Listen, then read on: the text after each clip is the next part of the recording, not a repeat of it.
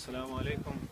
Прошло очередное судебное заседание по делу 14 октября 2017 года о административном правонарушении в отношении одиночных пикетчиков, которые вышли своей волеизъявления 14 октября.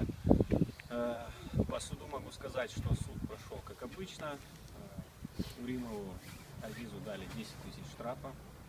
Тем не менее, в судебном заседании были поданы ряд ходатайств для построения линии защиты в отношении Уримова. В свою очередь судья отклоняла большую часть ходатайств, что повлекло за собой судья просто-напросто получила отвод в свой адрес, после чего удалилась.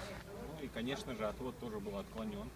Другого мы, конечно, и не ожидали, но, тем не менее, хочу подчеркнуть о том, что мы на этом не будем останавливаться.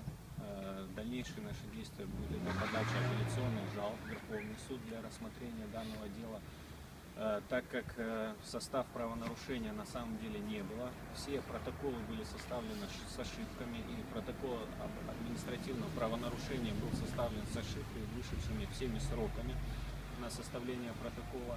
В свою очередь это было предъявлено судье о том, чтобы изъять протокол и закрыть дело, но судья это не учла и отклонила такого рода ходатайства. Хочу сказать о том, что эти люди 14 октября вышли не за себя, да? Вышли за свой народ, показать свое единство, показать свою солидарность своему народу и свое несогласие с тем, что их народ угнетает и препятствует. Свое волеизъявление они выразили путем дозволенного в законодательстве Российской Федерации, путем одиночных пикетов.